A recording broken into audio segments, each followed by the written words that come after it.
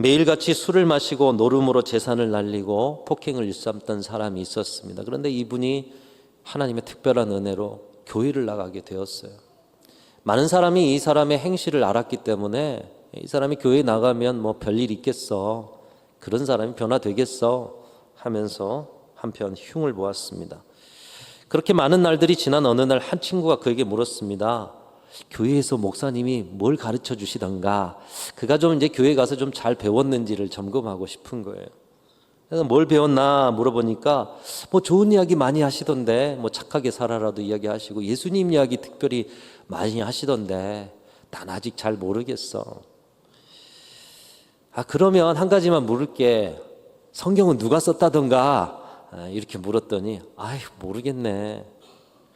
친구가 계속 질문을 했지만 그의 대답은 모두 신통치 않았습니다. 그러자 친구가 답답하듯이 도대체 교회 다니면서 자네가 배운 게 뭔가?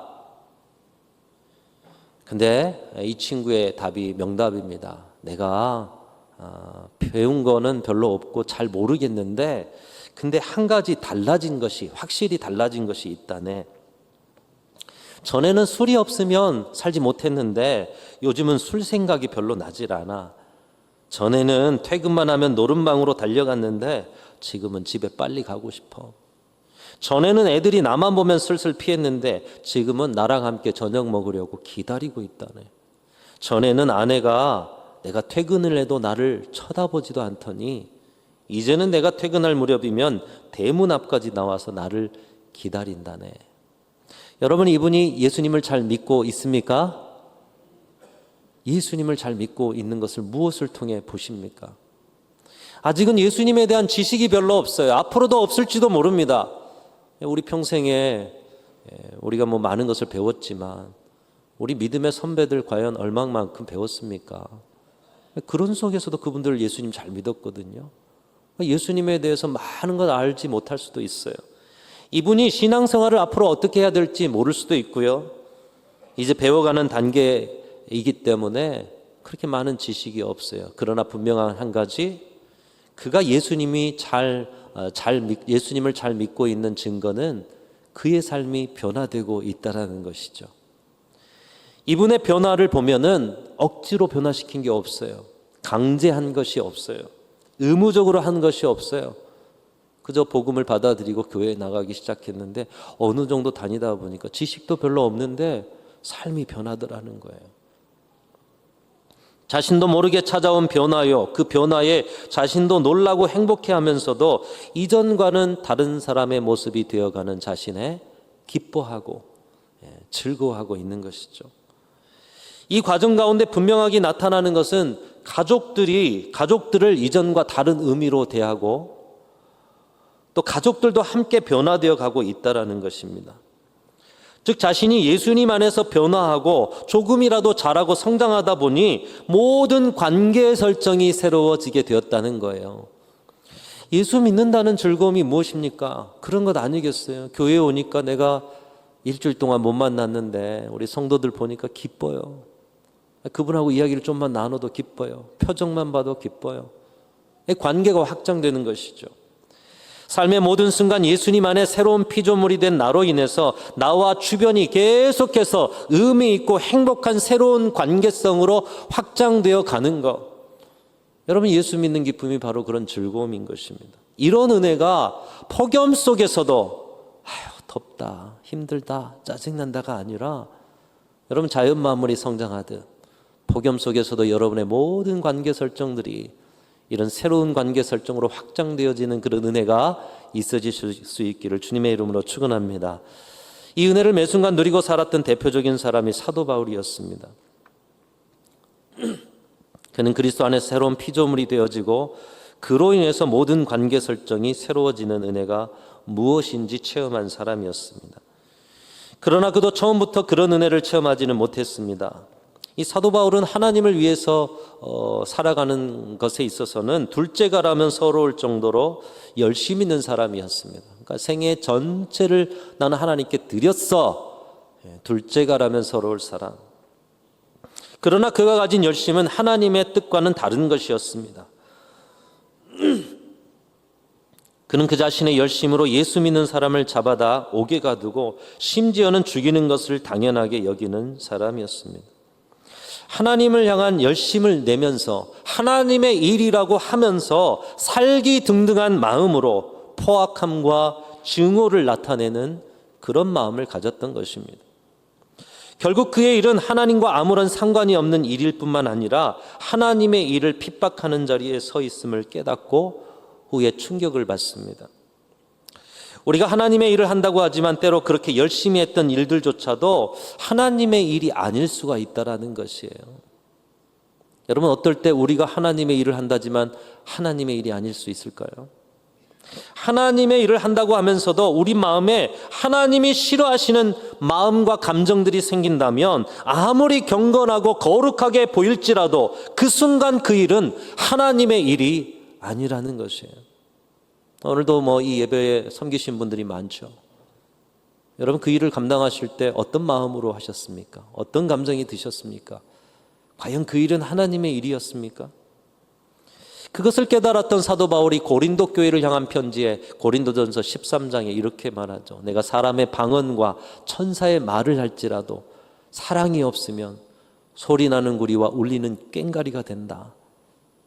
하나님이 기뻐하시는 마음, 하나님이 기뻐하시는 감정, 그 마음으로 감당하지 않는다면 아무리 위대한 사역이라도 그것은 소음에 불과하다.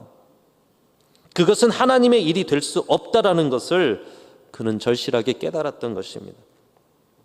결국 그 일은 자기 열심 이상은 아닌 것입니다. 하나님의 일이라는 모양은 하고 있지만 하나님은 그 일을 기뻐하시지도 그 자리에 역사하시지도 않는 것이요, 단지 인간의 열심으로만 이루어가는 것이죠. 여러분들은 주님께서 맡기신 일을 감당하고 신앙인으로 살아감에 있어서 어떤 마음으로 감당하고 또 어떤 마음으로 신앙인으로 살아가고 계십니까? 여러분이 감당하는 자리에서 기쁨이 샘솟습니까? 감사함이 넘치십니까? 함께하는 즐거움으로 여러분 감당하고 계십니까? 힘들어도 참아내는 인내, 생각과 말에 대한 절제, 서로 화목하고 양보하고 배려하고 하나님의 일에 충성스럽게 감당하고자 하는 그 하나님이 기뻐하시는 마음으로 그 일들을 감당한다면 여러분이 하시는 모든 일들은 하나님의 일임이 분명할 것입니다. 그러나 주님의 일이라고 하면서 불평이 생겨납니다. 때로는 그 일이 소홀해집니다. 비교가 되고 손해보는 것 같은 마음도 들어요. 나를 드러내지 못해 시기와 질투가 생겨납니다. 감당해 놓고도 기쁨이 없는 자리가 있습니다. 화목이 아닌 분열과 갈등이요, 그렇다면 반드시 점검해야 할 것은 과연 내가 하는 이 일이 하나님의 일인가 아니면 나의 일인가? 여러분이 열심히 했는데 그것이 하나님이 인정하지 않은 나의 일이라면 얼마나 그 일이 허망하겠습니까? 마음을 새롭게 하셔야 한다는 거예요. 오늘도 새로운 피조물이 되어서 새로운 관계의 확장을 위해서 마음을 새롭게 해야 한다는 것이에요. 사도 바울도 그것을 모른 채로 오직 자기가 생각하기에 옳다고 생각하는 그 일을 하나님의 일이라고 열심히 감당했습니다. 그러던 어느 날 예수 믿는 사람들을 잡아가두기 위해서 다메섹으로 가던 도중에 우리 구주께서 이 사도 바울을 거꾸로 들이셨습니다. 그의 눈을 가르시고요, 그리고 말씀하셨어요. 사울아, 사울아, 네가 어찌하여 나를 핍박하느냐? 여러분, 그 음성에 깜짝 놀랐을 것입니다. 사울 자신이 하는 일이 하나님을 핍박하는 일, 사울 자신의 그 열심을 낸 일이 열심으로 하나님을 대적하고 방해하는 일이라는 사실을 깨달았을 때, 아니 하나님, 나는 주님을 위해서 열심히 달린 것밖에 없는데. 아니다, 네가 하는 일은 그 열정적으로 나를 방해하는 일이었어. 얼마나 허망한 일입니까? 얼마나 부끄러운 일입니까? 그의 열심, 그의 충성, 그의 신앙, 사역 전체가 부정되는 자리였습니다. 그것을 깨닫고 그는 주님 앞에 철저한 회개를 통해서 그리스도 안에 새로운 피조물이 되었고, 사도 바울은 그리스도 안에서 모든 관계가 새롭게 열리는 은혜를 입었습니다. 그리고 그 후로 그리스도가 없는 열정, 그 그리스도가 없는 사역의 자리를 점검해서 모든 자리에 그리스도가 계시는, 그리스도를 위해서 하는 그 열정의 사역의 자리로 그의 삶의 방향을 바꾸었던 것입니다. 그는 늘 예전의 모습으로 돌아가지 않기 위해서 내가 그리스도 안에 있는가, 오늘도 주님의 일을 감당하는데 내 마음이, 내 영혼이, 내 사역이 그리스도 안에 있는가를 점검하면서 다시는 그리스도가 없는 삶의 자리, 사역의 자리로 가지 않기 위해서 자신의 이 결단을 혼자만 갖고 있는 것이 아니라 자신이 말씀을 선포하는 자리, 자신이 만나는 성도들에게 다 이 결단과 고백을 알린 것입니다. 여러분, 우리가 어떤 사역을 하고 또 뭐 사순절에도 우리가 함께 결단했듯이 여러 가지 결단을 나 혼자 갖고 있으면 작심삼일이 되기 쉬워요. 근데 옆에 사람에게 내가 이렇게 하겠습니다 이렇게 말하고 나면 한 번이라도 더 지켜내야 되지 않아요? 사도 바울이 그랬다는 거예요. 그리스도 안에 내 사역이 있는가, 그리스도 안에 내가 살아가는가. 말씀을 선포할 때마다, 그리고 편지를 쓸 때마다 내가 그리스도 안에서 살려고 몸부림친다. 그 고백이 갈라디아서 2장 20절에 나타나 있습니다. 우리 성경 곳곳에 나타나 있는데 우리 갈라디아서 2장 20절에 갈라디아 교회 성도들 앞에서도 이 결단을 보여주고 있어요. 자, 우리에게도 보여주는 결단으로 같이 읽겠습니다. 시작. 내가 그리스도와 함께 십자가에 못 박혔나니 그런즉 이제는 내가 사는 것이 아니요 오직 내 안에 그리스도께서 사시는 것이라. 이제 내가 육체 가운데 사는 것은 나를 사랑하사 신을 버리신 하나님의 아들을 믿는 믿음 안에서 사는 것이라. 몸은 나이다 여전히. 그러나 이제 내가 사는 것은 내가 사는 것이 아니라 내 안에 예수께서 사시는 삶이다.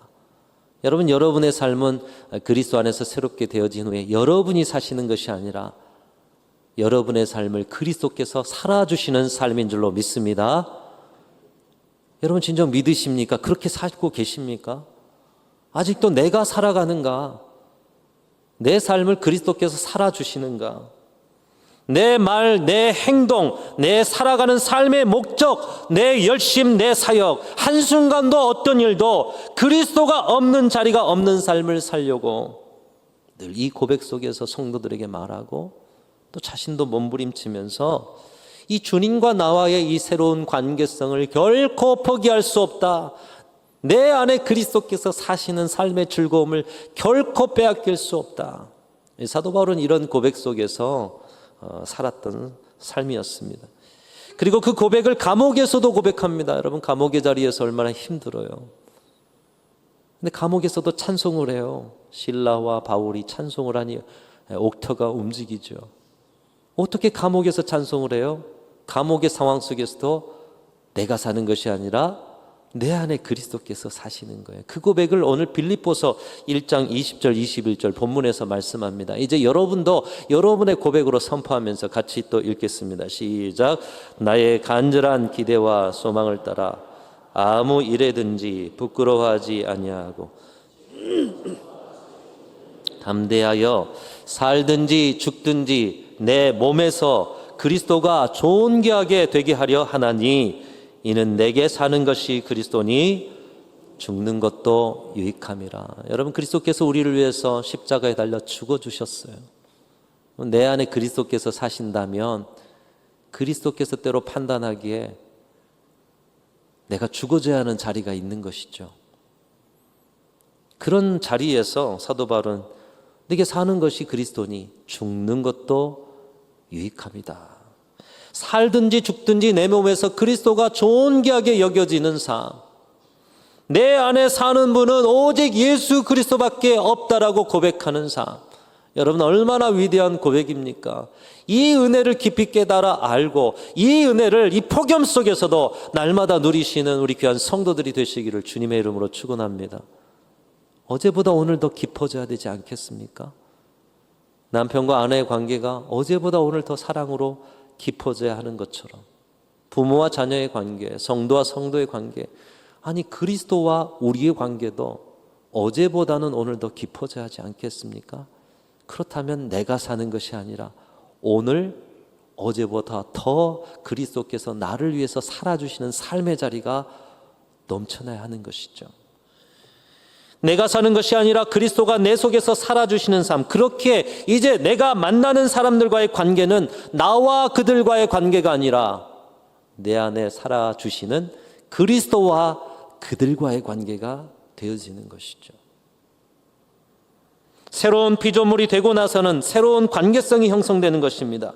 진정한 그리스도인이라면 새로운 관계의 확장이 날마다 이루어져야 한다는 거예요. 이 폭염 속에서도 우리가 멈춰서 덥다만 할 게 아니라 이 더위 속에서도 그리스도가 내 안에 살아가는 새로운 관계의 확장이 있어야 한다는 것이에요.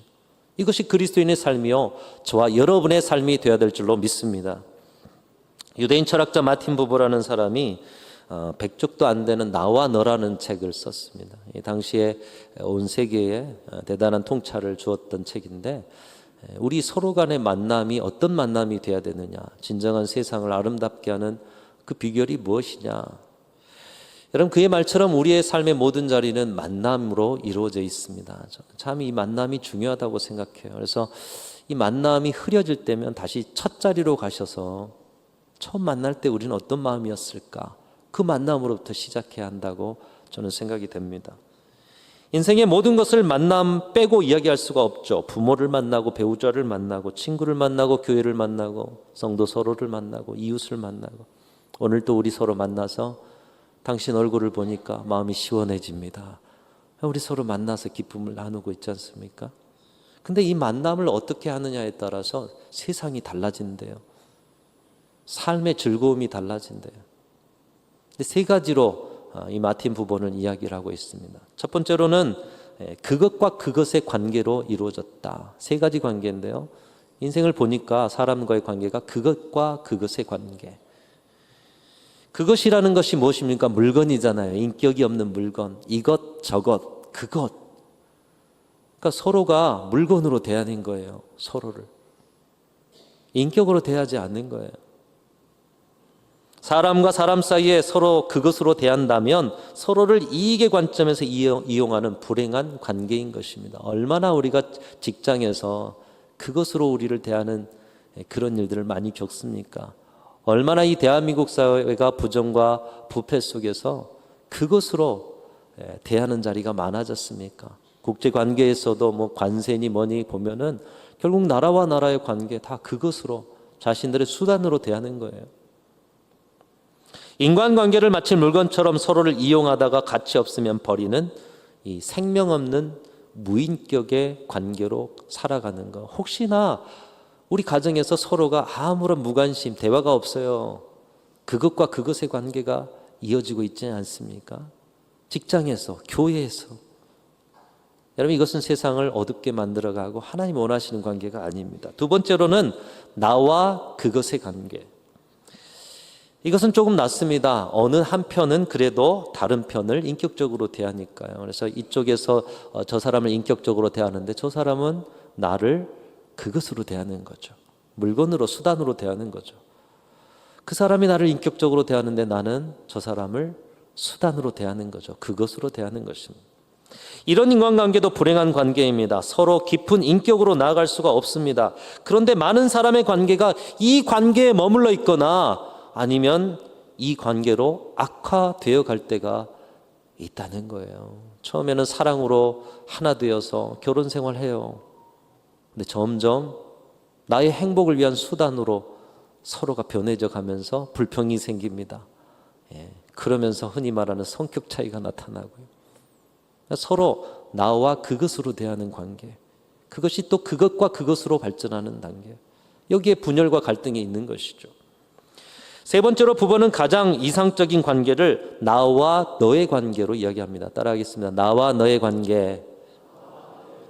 인격과 인격이 만나는 관계라는 것이죠. 존중함과 존중함이 있는 관계. 가슴과 가슴이 만나고 영혼과 영혼이 만나는 진정한 사랑의 만남을 이룰 때 서로가 서로를 수단으로, 도구로, 물건으로 대하는 것이 아니라 서로를 사람으로, 하나님의 형상으로, 그래서 그렇게 서로를 대하다 보니 만날 때마다 즐거움이 넘쳐요. 행복이 넘쳐요. 여러분은 삶의 자리에서 어떤 관계성을 이루고 살아가십니까? 여러분의 가정에서 부부 간에, 부모와 자녀 간에, 성도 서로 간에, 친구와 이웃 간에, 직장 안에서의 관계 안에, 그리고 여러분이 대하시는 일들 속에서 주신 다양한 만남들을 어떤 관계로 발전시키고 있으십니까? 사도 바울은 자신의 열심을 가지고 하나님의 일을 대할 때는 그는 나와 그것으로서 하나님을 만났습니다. 하나님이 나를 단순히 하나의 수단으로, 그래서 버림받지 않기 위해서, 인정받지 않기 위해서 다른 사람보다 더 나은 내가 그래 저 사람보다 더 열심으로는 둘째가라면 서울 사람이야. 그러다 보니 또한 모든 사람을 그것으로 대했습니다. 그렇기 때문에 그는 하나님의 일을 한다고 하면서 사람을 쉽게 해할 수 있는 살기 등등한 마음, 포악한 마음을 가질 수밖에 없었던 거예요. 사람을 그것으로 대한 것이에요. 우리가 그리스도 안에서 그리스도와 깊은 관계성 안에 있지 못한 채로 열심만 가지고 하나님의 일을 하다 보면 우리와 주님의 관계는 우리와 사람의 관계로 나타나게 된다는 거예요. 교회 안에서도 우리 서로 나와 너의 관계가 되어야 되는데 주님과의 관계가 온전히 형성되지 못하다 보니 나와 그것의 관계가 될 때가 많다는 것이에요. 그 자리에는 우리도 모르게 하나님이 기뻐하시지 않은 감정과 성품의 열매들이 나타나는 것입니다. 가정에서도 마찬가지입니다. 무언가 모를 불평과 힘겨움 속에서 계속해서 관계가 악화되어 간다면 여러분 그리스도 안에서 주님과의 관계를 먼저 점검하십시오. 내가 주님과의 관계 안에서 나와 너의 관계, 주님의 그 존중과 사랑을 잃어버렸구나. 거기서부터 다시 시작할 때 남편을 사랑의 대상으로, 아내를 사랑의 대상으로, 자녀를 내 소유가 아닌 하나님의 선물로, 부모를 더없이 하나님처럼 섬겨야 할 존중의 대상으로, 그래서 그 가정의 즐거움이 넘쳐나게 되는 것이죠. 그렇게 나와 그것으로 살았던 사도 바울이 다메섹 도상에서 자신을 찾아와 나와 너로 대해주신 주님을 만나는 것이에요. 너 열심으로 살아가지만 너 그 일이 세상을 아름답게 하는 하나님의 뜻과는 반대되는 길이야. 자신을 그냥 쓰고 버리는 관계가 아닌 그의 마음을 어루만져 주십니다. 그의 인생을 아시며 철저하게 하나님을 방해했던 그의 삶을 용서하시고 받아주시는 그런 주님을 만나게 되는 거예요. 얼마나 고귀하고 얼마나 위대한 사랑인지 그 다메섹에서 거꾸로뜨림을 통해서 내가 주님과 반대되는 길을 걸었는데 나를 용서하시고 너는 내가 불러세운 나의 종이다 말씀해 주시는 주님의 사랑의 음성. 그래서 그것과 그것, 나와 그것의 관계를 주님은 나와 너의 관계로 바꿔주신 것이에요. 그래서 이 은혜를 입고 그 또한도 모든 이들과 나와 너의 관계를 맺으면서 새로운 관계성으로 확장해가는 그런 신앙의 즐거움을 누리기 시작한 것입니다. 그래서 늘 사역의 자리에서 그는 이것을 점검했습니다. 내가 그리스도 안에 있는가? 그리스도께서 또한 내 안에 계시는가? 그리스도와의 깊은 관계성 속에서 주님의 일을 감당하고 있는가? 사랑하는 성도 여러분, 예수님이 여러분 안에 사시는 삶, 예수님과 더 깊은 관계 안에 살아가는 삶, 그 관계를 우리가 만나는 모든 사람들에게 나누며 살아가면서 나와 너의 관계로 서로를 존귀하게 여기면서 살아가는 삶, 바로 그 삶이 그리스도가 내 안에서 존귀하게 여기게 되는 그런 아름다운 생애와 신앙이 되는 줄로 믿습니다. 여러분 폭염 속에서도 주님과의 관계가 더욱더 깊어가는 은혜가 있으시기를 축복합니다. 그리고 그 삶이 여러분이 만나는 모든 사람들에게 존귀함을 나눠줄 수 있는 삶이 되셔서 이 여름에도 성장 성숙하며 하나님이 기뻐하시는 아름다운 삶을 살아내시는 저와 여러분들이 다 되시기를 간절히 소망합니다.